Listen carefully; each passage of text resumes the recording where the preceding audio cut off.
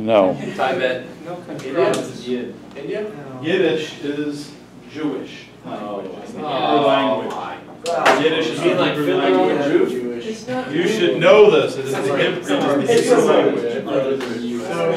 Hebrew slang.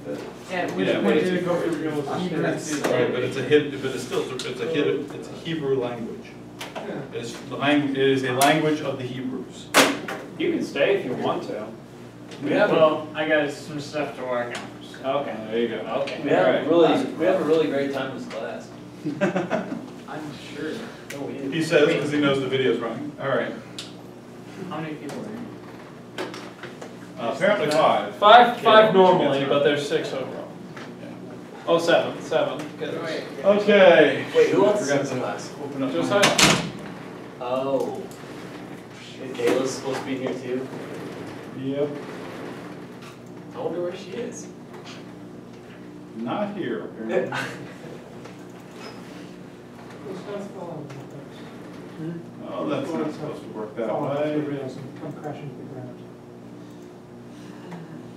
There's something to tear off my terraforms. Okay, there we are. All right, so we're doing another Moore circle thing today. We're finishing up with Moore circles of stress conditions. So finishing up chapter 9 today. And then chapter 10 is the last chapter before the exam, I believe. So we don't have an exam Friday, right? We have it a week from Wednesday is when it's scheduled. Okay. So And is it backed up? Is that the one? that is the backed up That's date. the backed up date. It was Wednesday. originally for It Friday. was originally for Monday and Wednesday of next week. But now it's It was moved to Friday. Wednesday and Friday of next week. Okay? All right.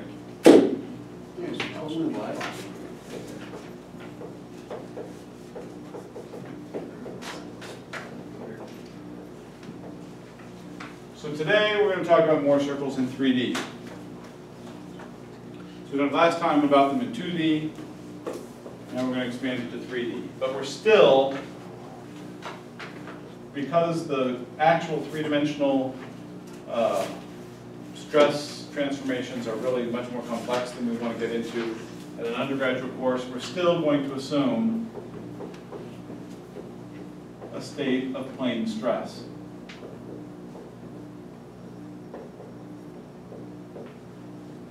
So we're still going to assume a state of plane stress. That is that there are at most 2 normal stresses and 1 shear stress acting between the 2 planes of normal stress. That's what we define as plane stress. So we're still assuming plane stress. So let's say we have an object which experiences, what did I choose? My positive, yeah. Sigma x and sigma y, where sigma x is greater than sigma y. So the larger of the 2 is the x component. Even though this is a state of plane stress and I'm not drawing any shear stress, we still know that it's a 3-dimensional object. We don't have any real objects that are 3-dimensional. So if instead of plotting x versus y, I plotted y versus z, like that, and then took my cube and viewed it from that perspective, I would still have a sigma y, but I would have no sigma z, because it's a plane stress. Similarly, if I took that same sample and plotted it the xz plane, there would be a sigma x, but no sigma z. Each of these 3 perspectives will have its own Moore circle. So let's talk about what the Moore circle is going to look like for this case.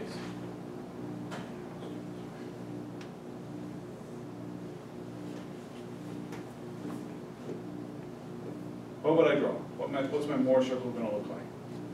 Qualitative.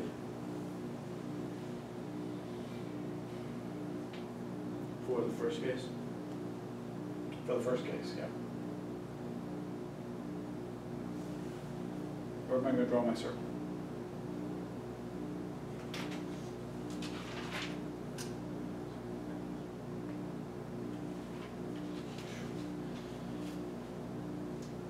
At sigma y plus sigma x divided by 2, sorry. Okay, sigma y plus sigma x divided by 2. They're both positive, right? So I'm going to have a center of the circle here. This is sigma x plus sigma y divided by 2. I hope those of you watching on video heard that, because I'm sure you can't read that from the back. All right. Oh, wow. So So now that's our, the center of my circle, you said, right? that's the center, yes. Right. So now where's my circle? So now our first point in the circle, so we can find the radius, would be at sigma x minus sigma y over 2 from that point. And on the x-axis. And up.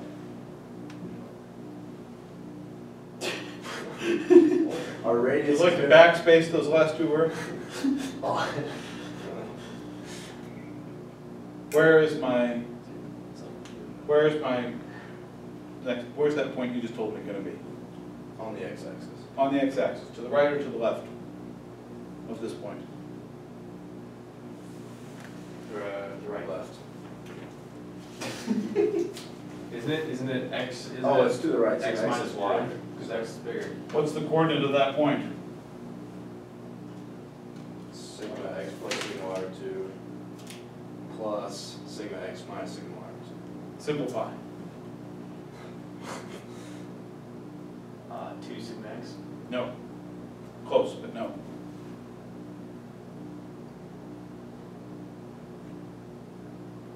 Seriously, guys, come on. Oh, Sigma x, thank you. Sigma x. Where's my next point? Well, we have no tau, so that's just the radius, and the circle is going to be with that radius. Yeah, where's the next point going to intercept the x-axis? Oh, sigma x plus how you want it, actually. Want to try to tell me where the other side's going to intercept? Anybody else? Sigma y over 2. No. Or just sigma y. Just sigma y. So my circle looks like this. That's my Moore circle, sort of. Right? That make sense to everybody? So now I can find all the stresses in that plane. Okay? Let's move on to the next one. What's my Moore circle going to look like here?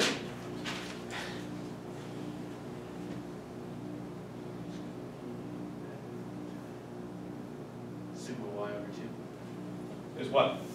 Center. The center. Okay? Give me 2 more points. And the radius is just going to be.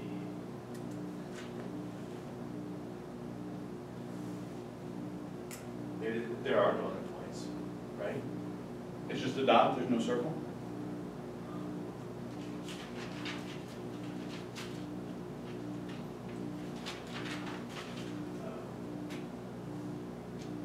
Think it through. What's the radius going to be? It's going to be, the next one's going to be sigma y, right? The next point's going to be sigma y. What's the last point? The last point's going to be at 0. At 0, because sigma z is 0. So here is my Moore circle for that configuration. We see that? Make sense?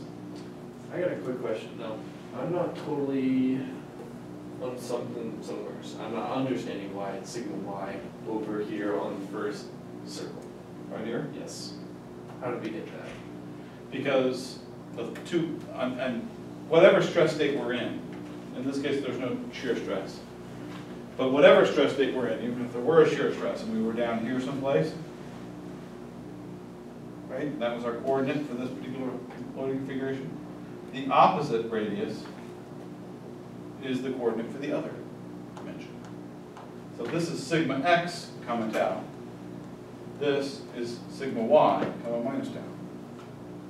Okay. Because, So when it's on the x-axis, you already know that it's. right, so sigma x plus sigma y over 2 plus sigma x minus sigma y over 2 is sigma x. Sigma x plus sigma y over 2 minus sigma x minus sigma y over 2 is sigma y. Okay, Okay? got it. All right, draw the last one. Center at sigma x over 2. Okay, so here's my sigma x over 2. Sigma x divided by 2. Another point at sigma x, Minus sigma x another point at 0. minus 0. There's my There it is. Mohr circle. Everybody see that? So I can actually draw all 3 Mohr circles in one drawing.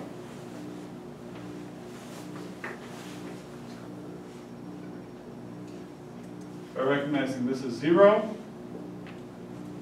sigma y, and sigma x, I get this one, I get this one, and I realize these don't look like circles, trust me, and I get this one. All 3 of them drawn together. Where is the maximum shear stress on this one?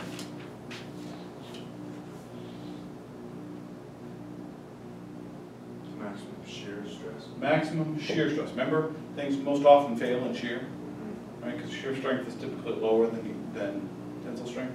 Where's the maximum shear stress on this one? It'd be sigma x plus sigma y over 2, right? Or sigma x minus sigma y over 2, right? So it would be one of these points, right? Right. Okay. Where's the maximum shear stress for this? Sigma y over 2. Sigma y over 2. And for this one? Sigma x. Sigma x over 2. Okay. So even though we were given just that first picture in a real material, here you're given this picture, plane stress, what's the maximum shear stress? The maximum shear stress there, in this particular drawing, is sigma x minus sigma y divided by 2. But if I look at it as a 3-dimensional object, I actually recognize that that value is not the maximum shear stress in the 3-dimensional object. The maximum shear stress in the 3-dimensional object is actually this one, sigma x divided by 2. Right, this is bigger than that. Does that make sense? Because I have to take into account there's a third axis that actually has the minimum normal stress. Sigma y is not my minimum normal stress. So I have to look at it 3-dimensionally in order to truly find the maximum shear stress that's absolute for the whole material. So this tau max over here is the 2-dimensional tau max, but the absolute maximum shear stress is this one over here. You have to consider the 3rd dimension. So now let's go back and consider what would have happened if this was, instead of tensile, if sigma y in this case was compressive.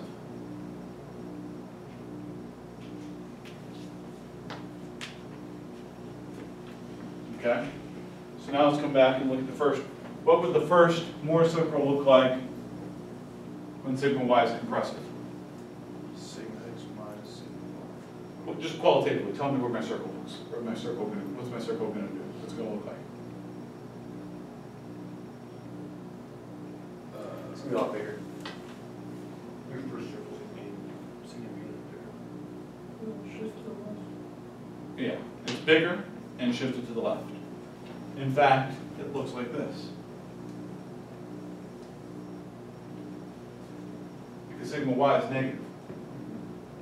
Right? Sigma x is positive. Now what's my next one look like? Well, here's the, again, sigma y now is compressive. Where's the Moore circle gonna be for that one? It's the Opposite.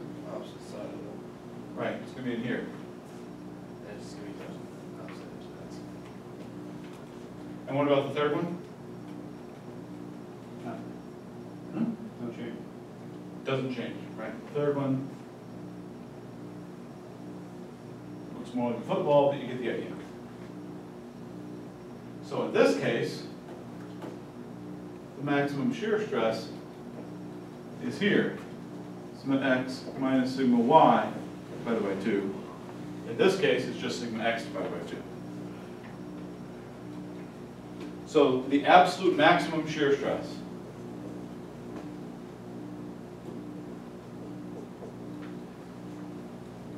which is the one we really care about, again, a true maximum that occurs in this material, is equal to, well, it's sigma max divided by 2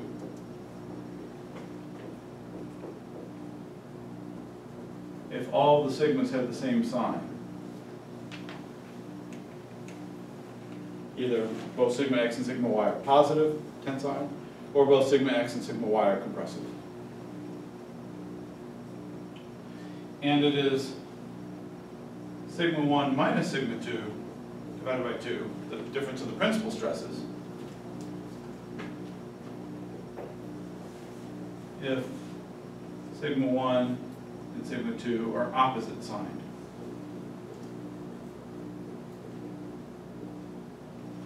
So it matters the relative sign of the stresses. Okay, which of these two circles you get. If they're both compressive, you take this whole circle here and flip it. Mirror it about the y-axis, or the tau axis. Right, so it looks the same. The shear stress is still determined by sigma max divided by 2. Okay? So there's really only these two possible configurations. Different signs on the right, same sign on the left. But the point is that having that third axis of zero stress may impact our results. So in this case, we only needed the outer circle, which is the one we derived from this. So this would have been sufficient if the one was compressive and one was tensile. But if they're both compressive or both tensile, I have to do this. I take whichever the larger one was, divide it by 2, that's my maximum shear stress.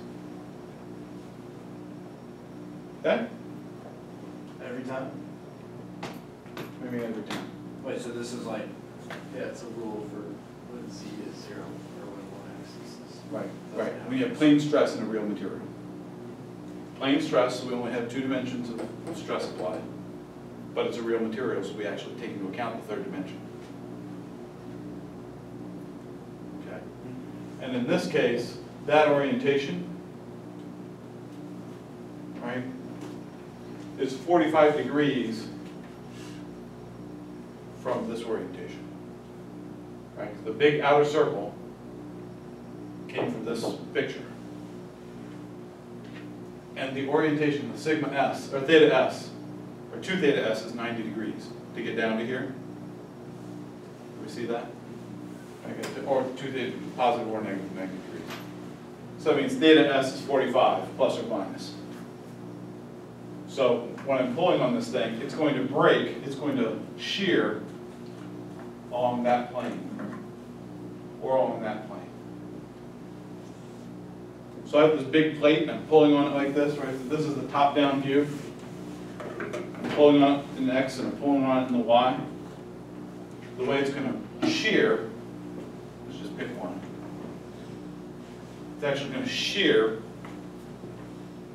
and it'll shear past itself at a 45 degree between the X and the Z axis. So if I'm looking at this thing from the top down, that means it's going to shear through here. It's going to be a line running through this thing that breaks on the top surface there and on the back surface there. And if I look at it from the side, the plane at which it shears is 45 degrees. Does that make sense? You guys okay with that? Okay. So it's not going to shear in a way that I can see in here. It's going to shear down here. Okay. All right. So, let us examine a problem. The first one, draw the 3 more circles that describe that state of stress.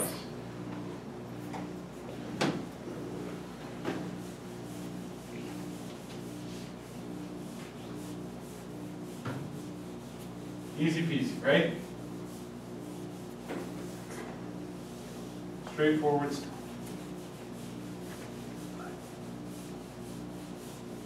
Okay, what kind of state of stress is that? It's everything tensile, everything compressive, or do we have mixed? Mixed. We have a mixture of tension, and compression. So you immediately know, oh, it's a mixture. What kind of diagram am I going to see? All the circles on one side, some of the circles on one side, some on the other. Right, we have a mixture, some on one, some on the other, right? So I know right away, I'm going to have a mixture between the two. Which one's going to be on which side? So show me where my circle's going to go. Sigma y is So sigma y is less than sigma x. So I'm going to have a circle over here. What's the, whatever, you know what I mean. Okay. What's this coordinate? Sigma minus sigma y. Give me a number. 300. 300 out there. What else?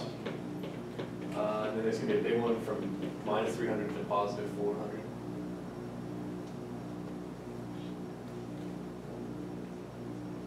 Big one. Rather large circle. Okay? And there's gonna be another one from 0 to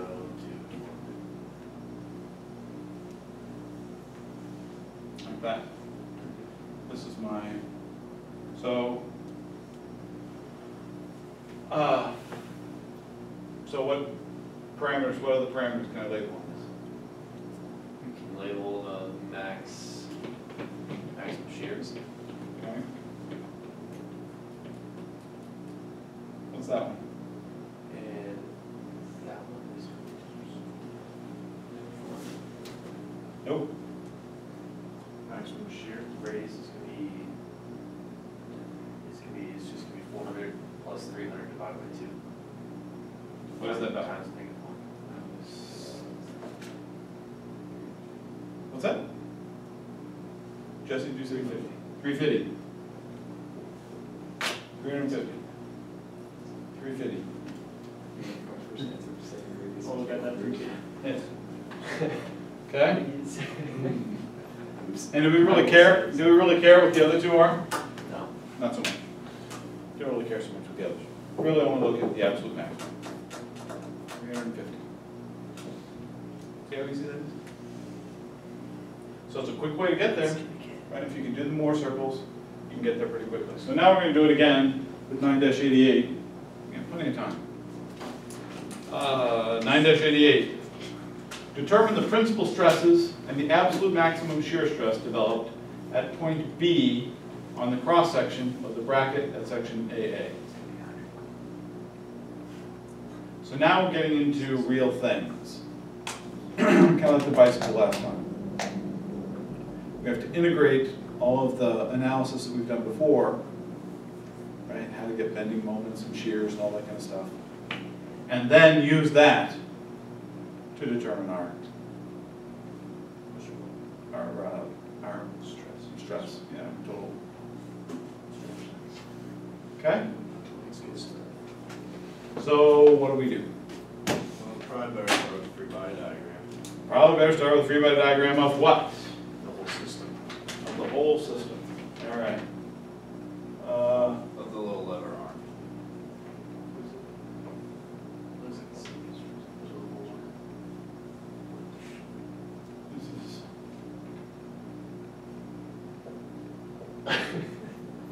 That's 500. All right. What do we got? We have 12 inches. And we've got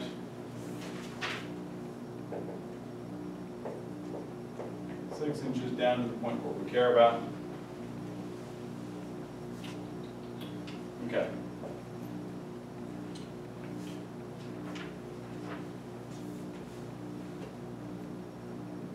Anything else? Drop what I have on the picture. It's just, what'd you say? I'm just asking. What else? Any other force, there gonna be a normal force Where? pushing up on the base of the bracket. So you're saying a normal force pushing up here?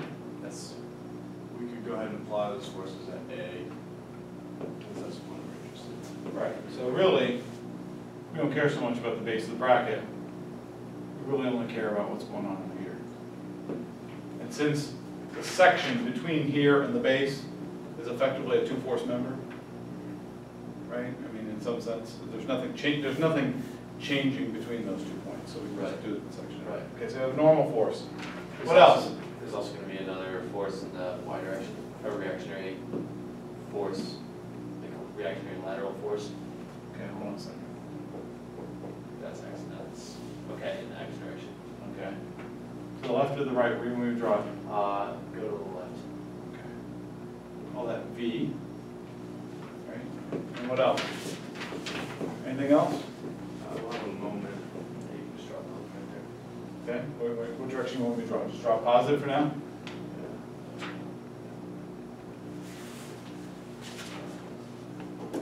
Everybody happy with that?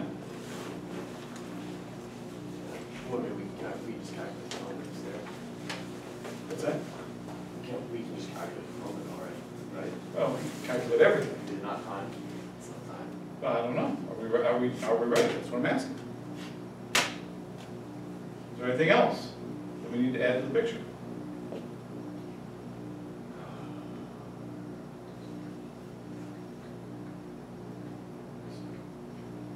Yes or no? No, I don't think so. Okay, we're probably good. Okay. Well, I gotta keep paying attention. All right, so what do you want to do first? The forces in the X, V, solve for V.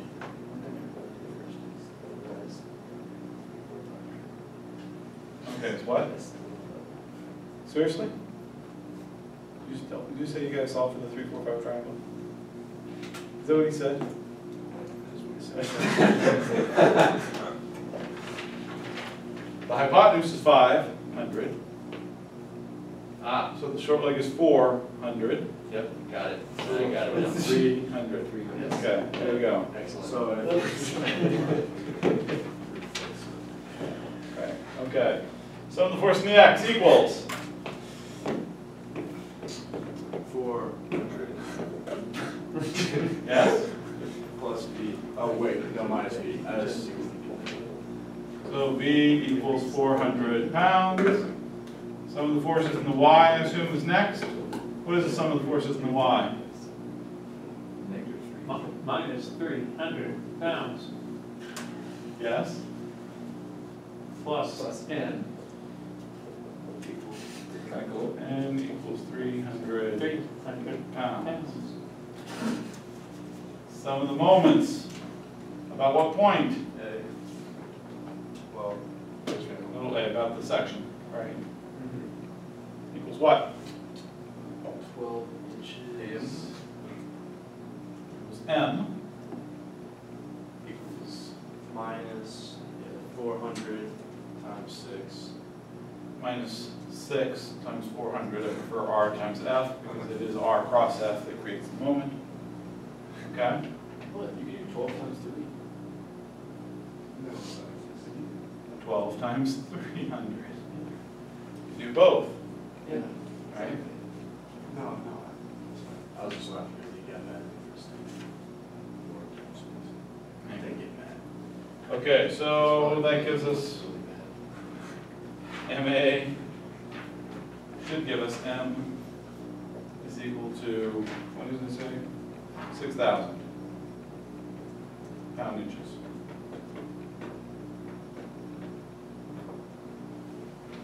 $3,600, $2,400, yep, 36,000. Okay, now we have all our reaction forces. Now what? So now we're looking for the stress the stresses at point B of our cross section. So now we just need So let me draw the cross section here.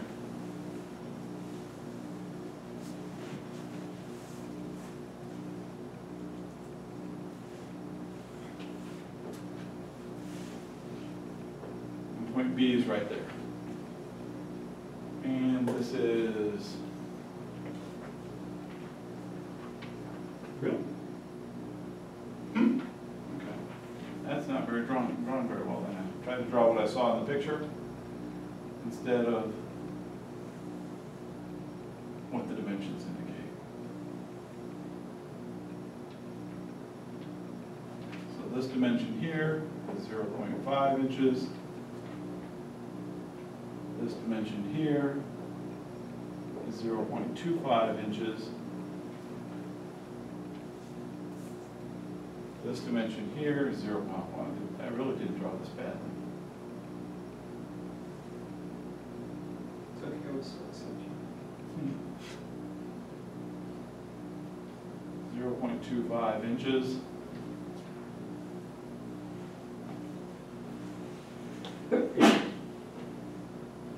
And the whole length is 3 inches.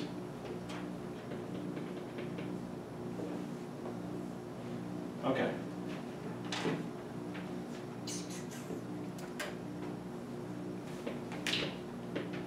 So we have to find the stresses at B. Okay,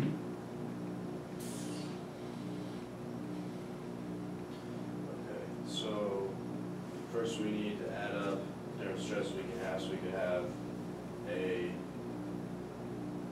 normal stress and a bending stress. Okay, so we have sigma due to a normal stress plus due to a bending. What axis is it bending about?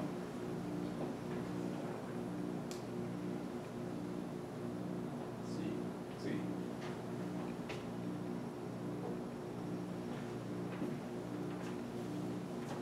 Because now in this drawing, we've got our X, Z plane. Okay? That makes sense? Good. There's no other sigmas? One bend? Is that correct? Yes. Yeah, it's a two-dimensional problem. So you can only have force in the X and the Y and a bend in the Z. So we only have the two states, two possible, or those, we only have that. So what's sigma n? What's the stress due to the normal force? It's the easy one, this low hanging fruit, jump on it now. Normal force. It's going to be, If he answers it, then somebody else got into the second part. 300. 300? Yeah. How do you calculate the stress due to the normal force? Oh, divided by the area. Divided by the area. Right. Well, you said it was the low hanging, so I figured it was up there. Actually. N divided by A. What's A? Do we have A? You can calculate it, right? 0.5 times 3 minus 0.25 times 2.5.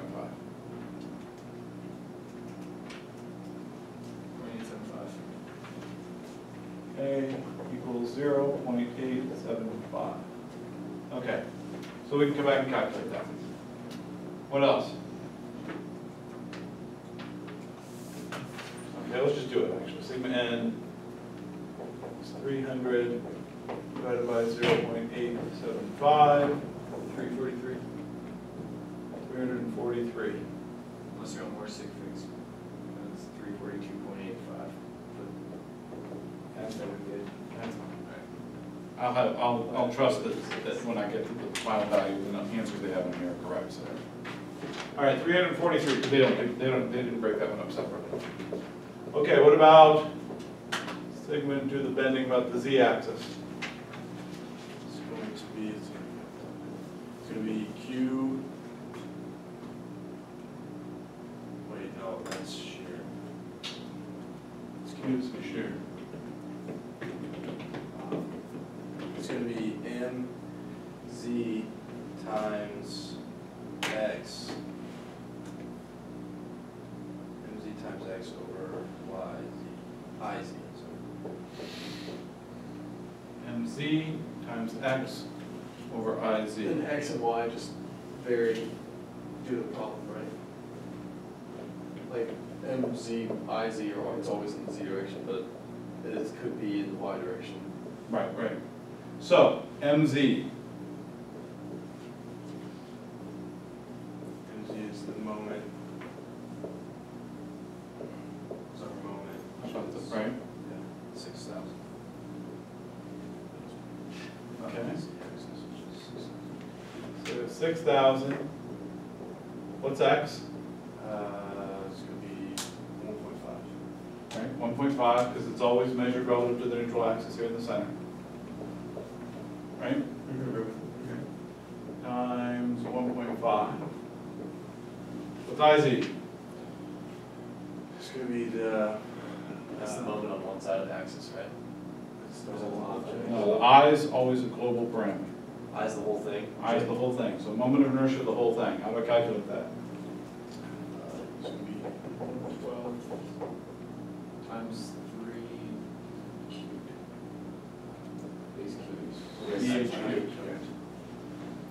So 112 times what's B? 3.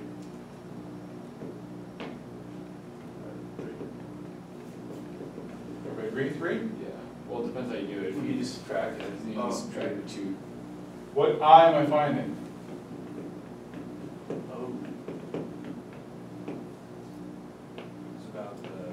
Z, so you do. It's about the z-axis. So my base, depends on what piece you're using here. Yeah. What I would do, if I were you, is I would choose the whole thing and subtract the other pieces here. But those are the heights. The base is this dimension, Yeah. because we're rotating about this axis. So the height is in this direction, because it's the rotation about this. You not trusting me? 1/3 pH cubed for the x direction. Base is the width along the dimension you're caring about, iz. So essentially, B and Z are in the same direction. Base is in the direction of the axis about which you're rotating. So it's going to be 1/12 of 0.5 times 3 cubed minus, now I have to subtract off the other two pieces, 1/12 of the base there is 0.25, and the height there Is 2.5. 2.5 times cubed. No, I did 0.25 because this is 0.125, that's 0.125. Oh, okay, sorry, I thought that. I added them together. And according to this, that's 0.79948. So I got. Okay. Now I have my 0.79948. So that gives me sigma BZ of what? What's 9,000 divided by 8? Just shy of 9,000. Anyway, go ahead. What do you got? 11,257. 11,257 PSI.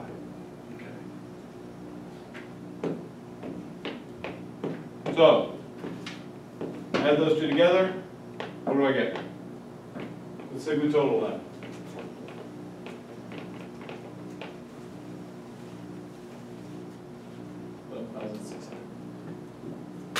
$11,600.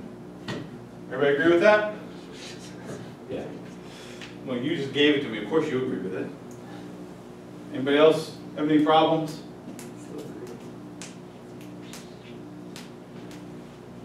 No problems. There should be a problem. Oh, something's negative. Something's compression. negative. What's in compression? The bending.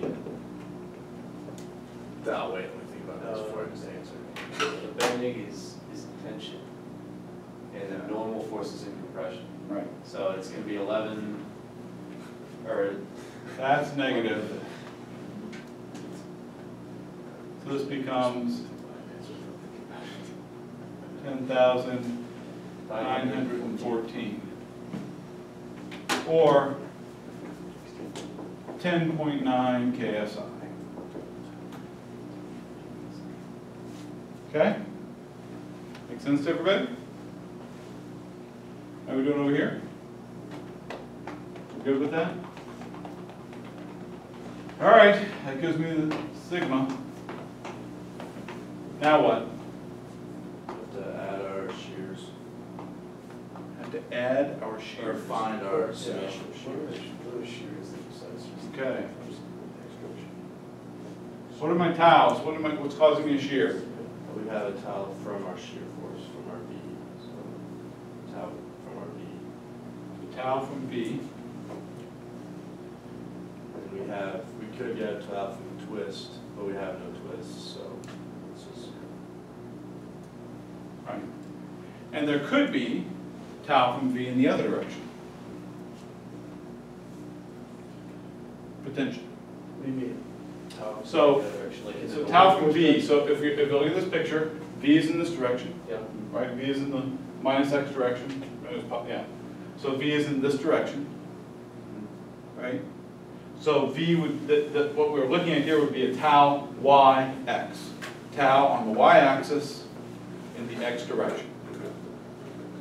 You see that? Okay. There could also be a tau on the Y axis in the Z direction. If there had been back here a V in the Z. Okay? But there's not. So, what's tau V?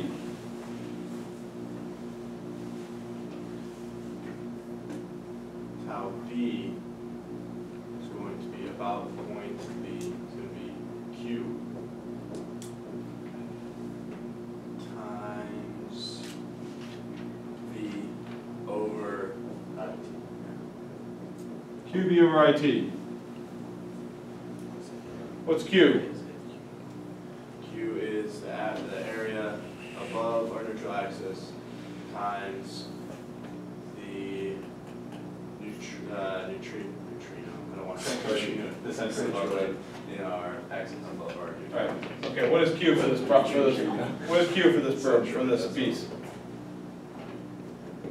What's Q for point B? Half of our area. Half of what area? Of our original A. No. What direction is tau in? This way. So What is A prime? Right, so we have Q is equal to Y bar prime times A prime. Is B on the neutral axis? It is on this, it is on the center this way. Right. What is A prime? Oh, it's 0. It's 0. Because we're talking about a V in the horizontal direction. There is no A prime. There's nothing, no area above this point in the direction of that shear. With me, guys? At that point. All right, at point B, there is no Q. So this is equal to 0. What about tau due to twist? 0. There's no twist. So the total tau is 0. Have I answered the question?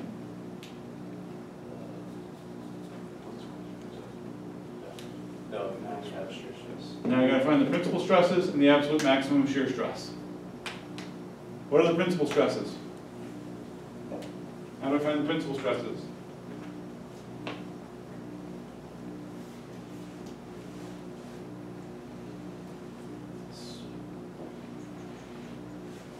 Set up our. Okay, let's set up a Moore circle. Can we set one, we don't have the principal stresses yet, though, do we? Or we do? Well, you can find the principal stress, you have a stress state. So you should be able to find the principal stresses from that stress state. Right? If I have a particular sigma and tau, right, and I can find my sigma average, or find my sigma tau, then I can draw my circle. Right? So, what do you want to draw in here first?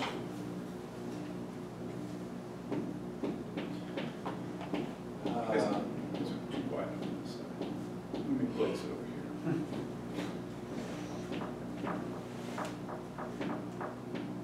Seriously, what do I draw first? Somebody tell me.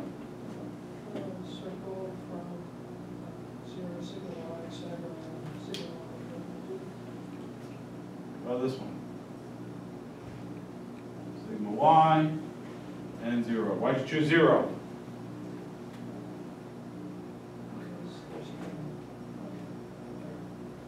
Okay, so there are no. So the first thing you really need to do, you know the sigma y, you need to know that sigma x equals sigma z equals 0. You have to identify that the other two stresses, normal stresses, are 0. Right, so we have sigma y in the direction out of the board. We have to recognize that there are no x or z components of stress. Does that make sense? Okay. All right. Now, are there other more circles I have to worry about? All right, do I only have to have 3 to my absolute maximum shear stress? On this, there's no negative. Let me think here. We don't know yet which is bigger, sigma y or sigma x. Yeah, we do. We do? What's sigma x equal to? Sigma x equals 0.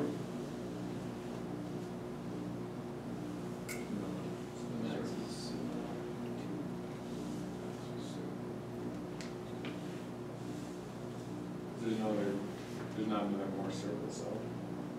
Sigma x equals sigma y over 2. The max. Sigma Sigma tau max. Tau max. Yeah, tau max.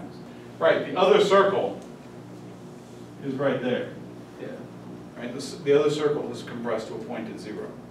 So we have this configuration where this circle compresses down to a circle of 0 radius at the origin, so that the inner and outer are the same. That make sense? So the tau max, or tau absolute max, is equal to sigma y over 2, which is 5.45 KSI. Did I round that correctly? Oh, 5.46. Apparently, when carrying all the sig figs through, it's 5.46. And I really wanted to do the next piece, which is to add a 100-pound pushing force. So now this thing's pulling down there, and I come along and I lean on it, pushing in at that point with 100 pounds. So adding a force in the z direction. So adding a Minus Z force in the z direction at that point. So then I actually add another shear, another bending moment. Right. Twist everything. No, it just- Wouldn't add twist. Wouldn't add twist because it's directly above Yeah. the plane. Okay, but we didn't, so. So if we were to add a pushing force at, I guess it's not labeled, but at the end, The ring. then it would apply twist. Right, if we had a pushing force at the end, there'd be a twist. But right now, there's no twist because I'm pushing on the neutral axis. Okay? All right, but I didn't have those numbers worked out ahead of time, so I can't give you numbers. We were gonna work that out in class. The final exam for this class is just gonna be one giant problem. I've actually considered it. I'm working on it. If I can come up, no, I'm already working on it. If I can come up with a good problem, then the final exam could be one problem. That'd be pretty sweet though. Yeah, and then we can practice one problem for like a week up until the final exam. Because he definitely give us the problem, it's not gonna be fun. No, but, well, maybe similar.